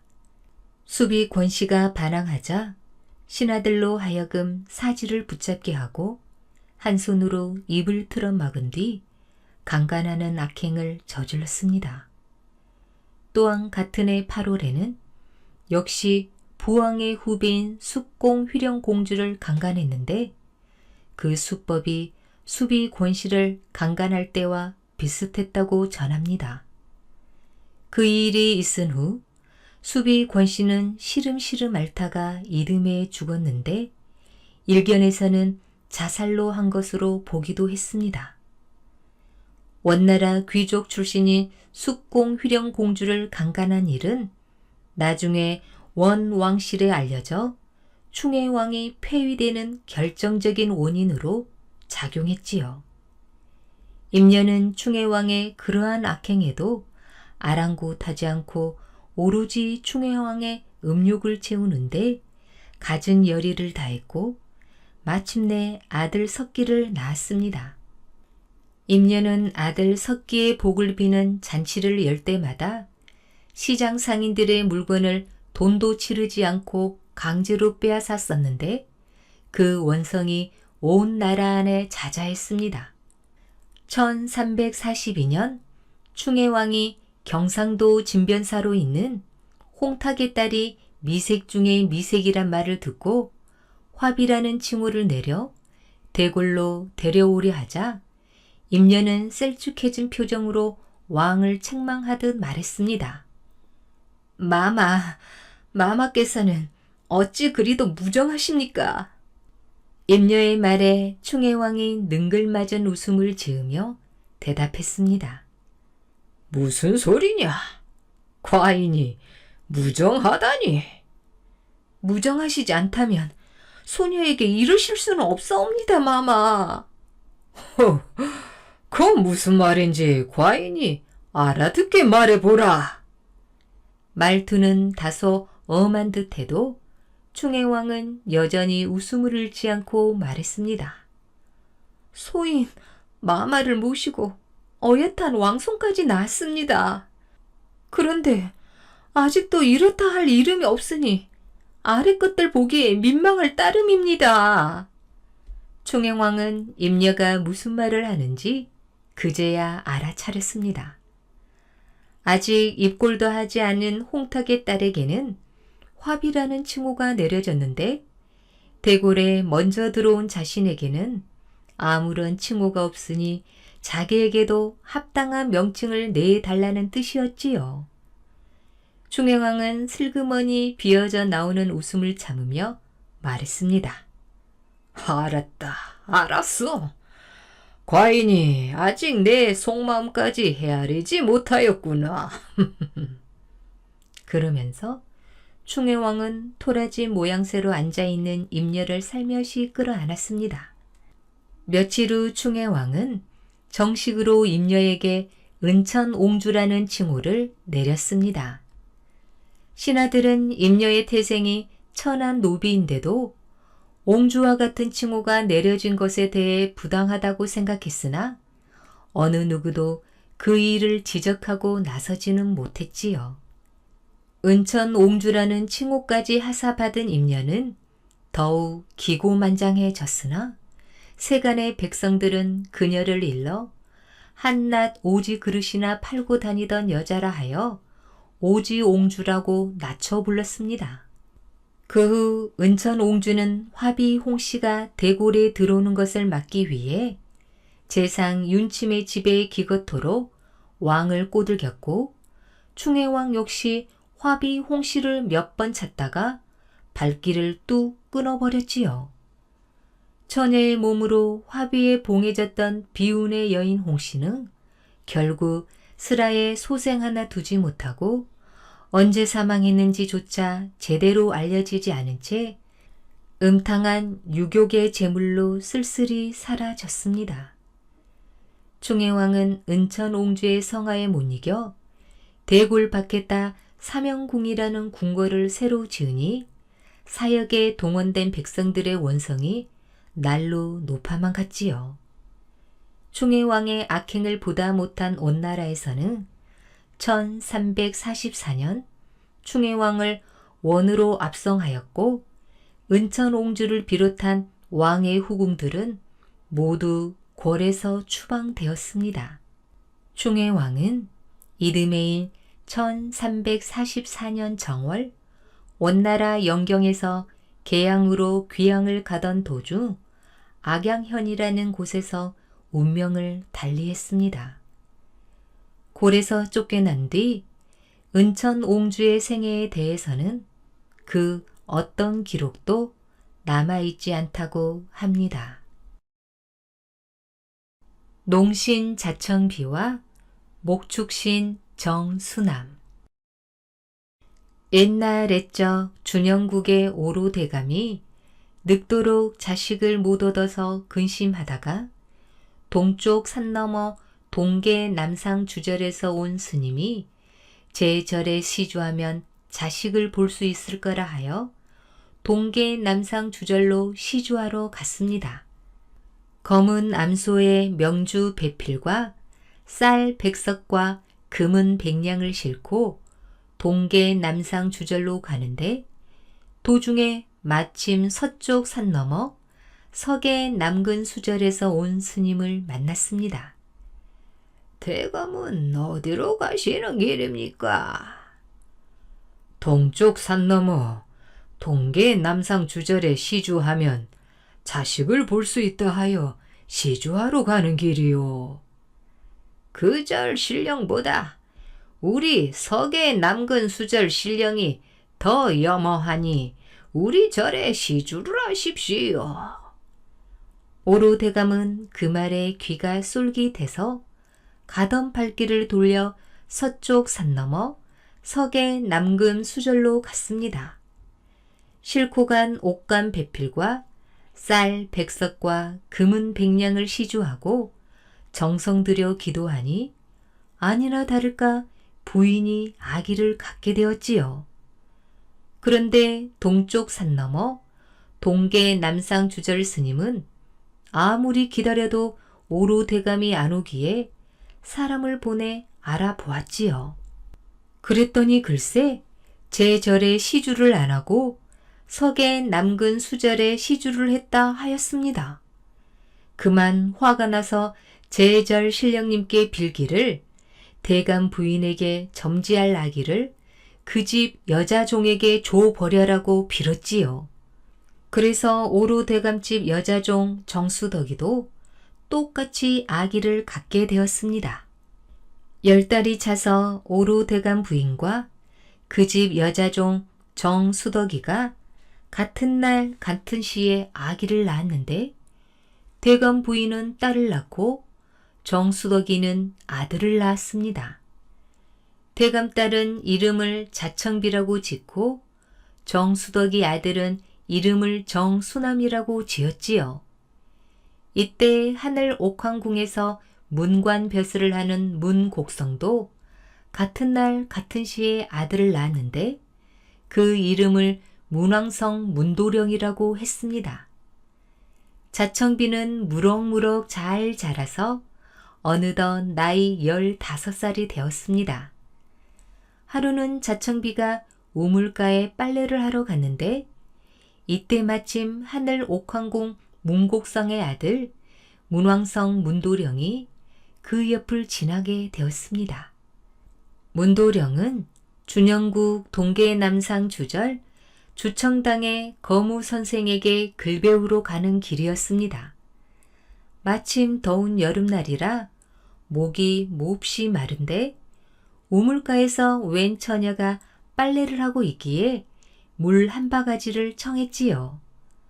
아기씨, 내 지금 목이 몹시 마르니 물 한 바가지만 얻어 먹읍시다. 그러자 자청비가 바가지에 우물물을 가득 떠다가 문도령에게 주는데 그냥 주는 게 아니라 옆에 있는 버들잎을 주르르 훑어서 바가지에 띄워 주었습니다. 문도령이 물을 먹는데 버들잎을 후후 불어가며 먹으려니 얼마나 성가시고 귀찮겠습니까? 그래서 불평을 했지요. 아기씨는 겉모습과 달리 속마음은 고약한가 보. 어찌 물도 마음대로 못 먹게 심술을 부린단 말이오. 도련님, 그게 아니라 급히 물을 마시다가 체할까봐 천천히 드시라고 그랬습니다. 말을 듣고 보니 제가 생각한 것처럼 속마음이 고약한 게 아니라 참으로 어질고 똑똑한 처녀였거든요. 그래서 문도령이 누이치고 사과를 했습니다. 그런 것도 모르고 불평을 했으니 용서하십시오. 괜찮습니다. 그런데 도련님은 어디 가시는 길입니까? 동계 남상주절 죽청당에 가는 길입니다. 거기는 무슨 일로 가십니까? 거기 사는 거무 선생에게 글 배우러 갑니다. 자청비가 가만히 생각하더니 말하기를, 도련님, 우리 오라버니가 벌써부터 동계 남상주절 주청당 거무 선생에게 글 배우러 가고 싶어 하더니 글동무가 없어서 못 가고 있습니다. 함께 가시는 것이 어떻습니까? 하였습니다. 그런데 그건 지연의 말입니다. 그거 참으로 좋습니다. 글동무가 있으면 나도 심심하지 않아서 좋지요. 그러면 도련님은 여기서 잠시 기다리십시오. 제가 집에 가서 오라버니께 그 말씀을 자랑했습니다. 자청비가 바삐 집으로 돌아가 어머니 아버지 앞에 꿇어앉아 간청했습니다. 어머니, 아버지, 동계 남상 주절 주청당에 좋은 스승이 있다 하니 글 공부하러 가게 허락하여 주십시오. 딸 자식이 무슨 글 공부를 하려고 하느냐? 물 길어 밥하고 배 짜서 옷 찢는 일만 배우면 그만이지. 하며 허락을 해주지 않았습니다. 그래도 자창비는 굽히지 않았지요. 어머니, 아버님, 그런 말씀 마십시오. 딸 자식이라고 글 못 배우게 하면 나중에 어머님, 아버님 돌아가신 뒤 제사에 충문, 지방은 누가 쓴단 말입니까? 그 말은 그럴듯하구나. 그러면 어서 가서 글 공부 많이 하고 돌아오너라. 겨우 허락을 얻고 나서 길 떠날 채비를 하는데 남자 옷 입고 남자처럼 꾸며가지고 집을 나섰습니다. 우물가에 가서 문도령을 만나 처음 보는 것처럼 인사를 했지요. 나는 자청비의 오라버니 자청도령이라 하오. 나는 문왕성 문도령이라고 합니다. 나이를 따져보니 두 사람이 같은 해, 같은 날, 같은 시에 태어났습니다. 누가 위고 아래고 할 것도 없이 서로 허물없는 동무로 지내기로 하고 둘이 함께 동쪽 산 너머 동계 남상 주절 주청당으로 갔지요. 그리고 그날부터 거무 선생 아래 공부를 시작했습니다. 둘이서 한솥밥 먹고 한 방에서 잠을 자며 공부를 하는데 자청비는 잠을 잘 때 제 곁에 은대야를 갖다 놓고 물을 가득 채운 뒤에 은저, 노절을 걸쳐두고 잠을 자는 거였습니다. 문도령이 물었지요. 자청도령은 무슨 일로 은대야에 물을 떠다 놓고 잠을 자는가? 자청비는 대답이 궁색하니까 지연해서 대충 둘러댔지요. 이렇게 하면 글 공부가 더 잘 된다기에 그렇다네. 문도령은 글 공부가 더 잘 된다는 말에 자기도 은대야에 물을 가득 떠다 놓고 은저, 노절을 걸쳐두고 잠을 잤습니다. 행여 물이 엎질러질세라, 젓가락이 떨어질세라 조심조심 하느라고 문도령은 밤에 잠을 잘 못 잤습니다. 밤에 못 자고 낮에 꾸벅꾸벅 조느라고 글공부가 뒤졌지요. 그런데 자청비는 젓가락이 떨어지거나 말거나 밤에 마음 놓고 잠을 자고 낮에 맑은 정신으로 공부를 하니 늘 문도령에게 앞섰지요. 문도령은 자청비에게 뒤지는 것이 몹시 부끄럽고 속상했습니다. 그래서 하루는 자청비에게 내기를 걸었습니다. 글공부는 내가 자네한테 뒤질지도 모르지만 활솜씨로 말하면 내가 나을 걸세. 어디 한번 겨루어 볼 텐가.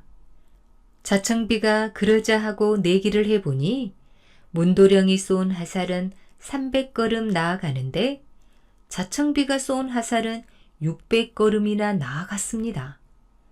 자청비는 똑똑하기만 할 뿐 아니라 힘도 무척 세었거든요.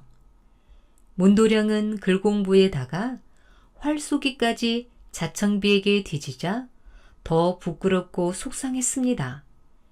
대체 무엇으로 자청비를 앞서보나 궁리하다가 하루는 또 다른 내기를 걸었지요. 글공부와 활쏘기는 내가 자네한테 뒤질지 모르나 오줌 멀리 갈기기로는 내가 나을 걸세. 어디 한번 겨루어 볼 텐가. 아뿔싸. 오줌 멀리 갈기기가 내기라니 자청비가 어찌할 바를 모르고 있는데 문도령은 벌써 오줌을 6발이나 갈겨놓고 뽐을 내면서 어서 해보라고 잘난 체를 했습니다. 자청비는 궁리 끝에 대나무 대롱을 몰래 바지춤에 감추어 두고 그리로 오줌을 갈기니 12발이나 나아갔습니다. 그래서 이번 내기에도 자청비가 이겼지요. 그러고 나니 다시 문도령이 내기하잔 말을 안 했습니다. 이러그러 한 3년이 지났는데 하루는 문도령의 아버지 문곡성이 하늘에서 기별을 보내기를 서수대왕 딸 아기와 혼례를 치러야 하니 속히 돌아오라는 것이었습니다. 문도령이 기별을 받고 하늘로 돌아가려 하니 자청비는 마음속으로 서운하기 짝이 없지만은 내색하지 않고 저도 같이 돌아가기로 했지요. 둘이 같이 집으로 돌아가다가 냇가에 이르렀는데 마침 여름철이라 날씨가 몹시 더웠습니다. 문도령이 말을 하기를 자청도령, 3년 동안 글공부를 하느라 우리 몸에 글때는 안 올랐을까? 여기서 미역이나 감고 가세. 그래서 미역을 감으러 냇물에 들어갔습니다. 문도령은 옷을 벗고 아랫물에 들어가서 미역을 감고 자청비는 옷을 입고 윗물에 들어가서 미역을 감았지요. 자청비가 미역을 감으면서 가만히 생각해 보니 제 마음을 모르는 문도령이 야속하기 그지없건만은 속마음을 전할 길이 없었거든요. 궁리 끝에 버들잎을 따다가 글씨를 써서 물에 동동 뛰었습니다. 그러고 나니 부끄러운 생각이 들어 저 혼자 먼저 집으로 돌아가 버렸습니다. 문도령은 그것도 모르고 미역을 감다 보니 버들잎이 동동 떠내려오는데 거기에 글자가 까무까무 쓰여져 있었습니다. 건져서 읽어보니 이렇게 써놨지요. 바보 같은 문도령아, 3년 동안 함께 지내며 남녀 구별도 못하고 자청도령인지 자청비인지도 몰라본단 말이냐? 깜짝 놀란 문도령이 그제서야 내망을 알았습니다. 3년 전 우물가에서 바가지에 버들잎을 띄워주던 그 아가씨가 바로 자청비이고 3년 동안 함께 지내 글동무 자청도령이 같은 사람이라는 걸요. 어쩐지 닮았다 하면서도 오누이 사이니까 그러려니 하고 지냈는데 말이지요. 문도령이 부랴부랴 자청비를 찾으니 벌써 어디론가 가버리고 자취도 없었습니다. 허겁지겁 물에서 나와 옷을 입는다는 것이 저고리 소매에 두 다리를 꿰고 바짓가랑이에 두 팔을 끼웠습니다. 그 모양을 해가지고 헐레벌떡 자창비 뒤를 쫓아갔지요. 3년 전 물 얻어먹던 우물가에 이르러 동네 사람들에게 물어서 자창비 집을 찾아갔습니다. 대문간에서 큰 소리로 자창비를 불렀습니다. 자창비 아가씨! 자창비 아가씨! 문도령이 왔으니 문을 열어주십시오! 어머님, 아버님 허락을 얻으면 열어주겠습니다. 문도령이 자창비 어머니, 아버지 있는 문 앞에 가서 엎드려 고했습니다. 저는 하늘 옥황궁 문왕성 문도령으로 자창비 아가씨와 함께 글 공부하던 글동부입니다. 잠깐 들어가서 아기씨를 만나게 해주십시오. 그러면 내 묻는 말에 대답을 해보게. 꽃 중에 중한 것은 무엇인가? 벽꽃이 가장 중하고 목화꽃이 그 다음입니다. 왜 그런가? 사람에게는 먹는 거, 입는 것이 중한데 벽꽃은 곡식을 만들고 목화꽃은 옷감을 만들기에 그렇습니다. 그러면 사람 중에 중한 것은 무엇인가? 부모 형제가 가장 중하고 동무가 그 다음입니다. 그건 왜 그런가? 사람의 몸과 마음은 수레의 두 바퀴와 같은데 부모 형제는 내 몸을 지키고 동무는 마음을 지킴으로 그렇습니다. 그만하면 내 딸의 동무가 될 만하다. 겨우 허락을 받고 집 안으로 들어가니 자창비가 금세 남자 옷을 벗어버리고 12폭 헛단 치마에 끼끼 적삼을 고이 받쳐 입고 나오는데 그 모습이 선녀처럼 고왔습니다. 둘이서 이런 이야기 저런 이야기를 나누다가 밤이 깊어 헤어질 때가 됐습니다. 문도령이 박씨 하나를 꺼내어 자창비에게 주면서 이 박씨를 대문간에 심어 줄이 뻗고 열매가 익으면 반드시 다시 돌아오겠소 하고 굳게 약속을 했습니다. 또 얼레빗을 반으로 잘라 한쪽은 제가 갖고 한쪽은 자창비에게 주면서 나중에 다시 만날 때 증표로 삼자 했습니다. 그러고 나서 문도령은 하늘로 올라갔지요. 자창비는 문도령이 떠나간 뒤에 곧 박씨를 대문간에 심었습니다. 물을 주고 거름을 주며 갖고 왔더니 금세 줄이 뻗고 열매가 열리고 얼마 안 있어 박이 토실토실 익었지요. 그런데도 문도령한테는 아무런 소식이 없었습니다. 가을이 가고 겨울이 가고 해가 바뀌어 이듬해 봄이 되어도 문도령은 죽었는지 살았는지 감감무소식이었지요. 자창비가 슬픔에 잠겨 지내다가 하루는 밖에 나가보니 동네 장정들이 저마다 지게에 나무를 한 짐해서 지게머리에 울긋불긋 진달래를 꽂아 가지고 왔습니다. 그런데 자창비 집 종 정수덕의 아들 정수남은 양지 쪽에 멍석 깔고 누워 쿨쿨 낮잠만 자고 있었습니다. 수남아, 다른 집 장정들은 나무 한 짐 해서 지게머리에 고운 진달래까지 꽂아지고 오는데 너는 어인일로 낮잠만 자느냐? 정수남이 잠을 깨어 대답하기를 아기씨, 말 9마리에 소 9마리만 있으면 나도 나무를 많이 해오겠소. 하기에 말 9마리에 소 9마리를 내어 주었습니다. 그랬더니 정수남이 말과 소를 몰고 오동산에 나무를 하러 갔지요. 가다가 다리가 아프니까 말 9마리와 소 9마리를 모두 동서로 뻗은 버드나무 가지에 단단히 붙들어 메어 놓고서는 자기는 양지 쪽에 들어 누워서 낮잠을 잤지요. 낮잠을 얼마나 길게 잤는지 7번 해가 뜨고 7번 해가 지도록 잤습니다. 그렇게 실컷 자고 일어나 보니 글쎄 말 9마리와 소 9마리가 죄다 굶어서 말라 죽어버렸습니다. 정수남은 죽은 마소의 가죽을 벗겨내고 마른 삭정이를 모아다가 불을 피워 고기를 구웠습니다. 익었는가 한 점, 설었는가 한 점, 이렇게 먹다 보니 말 9마리와 소 9마리를 다 먹어버렸지요.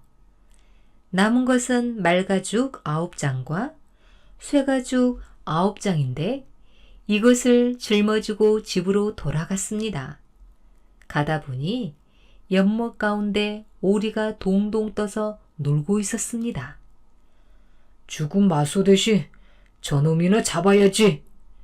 정수남이 오리를 잡으려고 도끼를 연못에 던졌지요. 그런데 오리는 못 맞추고 도끼만 물에 붕덩 빠뜨려 버렸습니다. 할 일 없이 도끼를 찾으러 옷을 벗고 연못에 들어갔지요. 한참 동안 물속에서 헤매다가 찾지 못하고 빈손으로 나오니 글쎄 말가죽 9장과 소가죽 9장에 벗어놓은 옷까지 몽땅 도둑이 훔쳐가고 말았습니다. 정수남이 발가벗고 빈손으로 집에 돌아가는데 밝은 낮에는 남부끄러워서 못 가고 밤이 되기를 기다려 몰래 갔습니다. 집에 돌아가서도 남부끄러워 앞문으로는 못 들어가고 샘문으로 들어가 장독 속에 숨어 있었지요. 자창비가 밤늦게 장을 들어 장독간에 갔더니 아닌 밤중에 홍두깨 격으로 장독 뚜껑이 들썩들썩 하는 거였습니다. 이게 뭔가 하고 뚜껑을 열어보니 그 안에 시커먼 것이 옷도 안 입고 웅크리고 있지 뭐예요. 깜짝이야. 내가 사람이냐 귀신이냐? 사람 중에서도 정수덕의 아들 정수남이요. 아니, 너는 마소를 끌고 산에 나무하러 가더니 마소는 어디 두고 도끼는 어디 두고 또 옷은 어디 두고 이 꼴이 되었느냐? 정수남이 거짓말로 얼렁뚱땅 둘러댔습니다. 글쎄, 내가 나무하러 어동산에 올라갔더니 하늘 옥황궁 문도령이 제자 3,000명을 거느리고 내려와 꽃구경을 하기에 정신없이 구경하다 깜박 잠이 들었는데 잠을 깨어보니 마소도 간 곳 없고 도끼도 간 곳 없고 옷도 간 곳이 없더이다. 자청비는 문도령이라는 말에 그만 귀가 쏠깃하여 새빨간 거짓말에 홀딱 속아 넘어갔습니다. 그게 정말이냐? 문도령이 아직도 걔 있느냐? 꽃구경이 좋아 며칠 묵어 간다고 합디다. 가보고 싶으시면 나와 함께 가십시다. 그래, 당장 가보자꾸나. 날이 밝아 자청비가 어머니 아버지께 오동산에 꽃구경 가게 허락을 해달라 하니 어머니 아버지가 허락을 안 해주었습니다. 몇 번 졸라도 허락을 안 해주니 마음은 바쁘고 해는 자꾸 가고 해서 그만 몰래 가기로 했지요. 문도령을 만나는데 아무 옷이나 입고 갈 수 없으니 12포 호딴 치마에 깨끼 적삼을 고이 받쳐 입고 오동산으로 올라갈 채비를 했습니다. 정수남아, 정심은 무엇으로 싸갈까? 메밀 범벅을 만들되 아가씨 거실랑 메밀가루 닷대에 소금 닷대 놓고 내 정심일랑 메밀가루 단말에 소금은 넣는 둥 마는 둥 하십시오. 정수남이 말한 대로 메밀 범벅을 만들어 싸가지고 산으로 올라갔습니다. 정수남이 앞장서고 자청비가 뒤를 따라 올라가는데 산길이 하도 험하여 고운 옷은 다 찢어지고 팔다리는 가시에 찔려 피가 났습니다. 그래도 자청비는 문도령을 만날 생각에 힘들다 말 한마디 안 하고 부지런히 올라갔지요. 어느 만큼 가니 시장기가 돌아 싸가지고 간 메밀 범벅을 먹는데 정수남은 메밀가루 단말에 소금은 너는 둥 마는 둥한 것이라 괜찮았지만 자청비의 정심은 메밀가루 닷대에 소금 닷대를 넣은 것이라 얼마나 짜겠습니까? 먹고 나니 목이 말라 견딜 수가 없었지요. 아우 짜! 정수남아, 샘물은 어디에 있느냐? 저기 콸콸 흐르는 내를 건너가야 샘물을 마실 수 있지요. 자청비가 샘물을 마시러 내를 건너는데 치마 적삼을 벗어놓고 속옷만 입은 채로 내를 건넜습니다. 정수남이 옷을 어디엔가 감춰버리고 능글능글 웃으며 서 있었습니다. 그제서야 자청비가 정수남에게 속은 것을 알았지요. 속으로 화가 부글부글 끓었지만 겉으로는 은근히 좋은 말로 달랬습니다.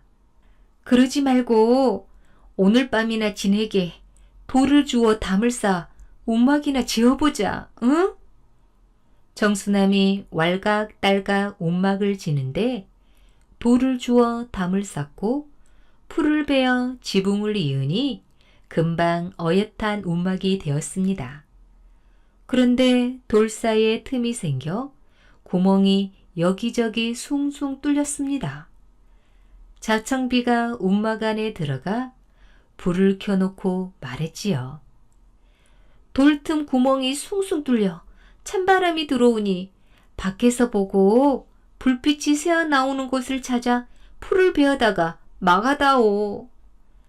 정수남이 이리 뛰고 저리 뛰며 풀을 베어 돌구멍을 막는데 자청비가 움막 안에 있다가 10구멍을 막으면 9구멍을 빼고 5구멍을 막으면 4구멍을 빼니 막아도 끝이 없었지요. 이러구러 이튿날 아침 날이 밝으니 정수남이 제풀에 화가 나서 동으로 펄쩍 서로 펄쩍 뜀뜨기만 하였습니다. 자청비가 또 좋은 말로 달랬지요.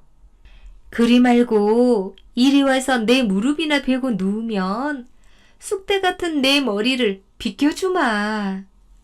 정수남이 좋아라고 자청비 무릎을 베고 누우니 자청비가 쑥대밭같이 흐트러진 머리를 쌀이나무 꼬챙이로 올로리 비껴 주었습니다.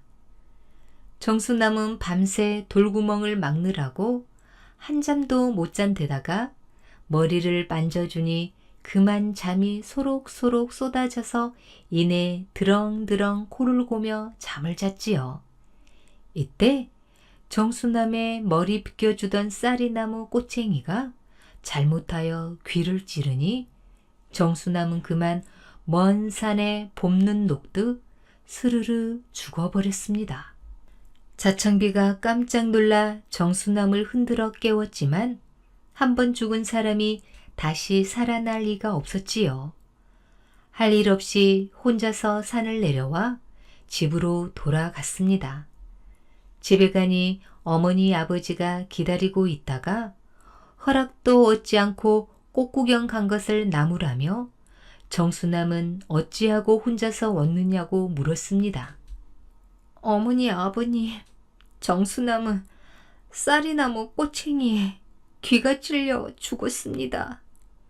내가 얌전치 못해서 사람 목숨까지 잃게 했구나. 그렇게 부정한 딸을 집에 둘 수 없으니 당장 나가거라. 자청비가 집에서 쫓겨나 가만히 생각하니 집에 다시 들어갈 길은 죽은 정수남을 살리는 길뿐이었습니다. 죽은 정수남을 살릴 길은 서청 꽃밭에 가서 죽은 사람 되살린다는 환생꽃을 얻어오는 길뿐이었지요. 그래서 그날로 신들매를 고쳐매고 길을 떠났습니다. 자창비는 몇 달이 걸려 서창꽃밭에 가서 환생꽃을 얻어다 정수남을 다시 살렸다고 합니다. 훗날 자창비는 작은 농신이 되어 인간 세상 농사 짓는 법을 잘 다스렸고, 정수남은 하세경으로 목축신이 되어 온갖 가축을 기르는 일을 잘 다스렸다고 합니다. 오늘 준비한 이야기는 여기까지입니다. 더 재미있는 이야기로 다시 만나겠습니다. 꿀잠 주무세요.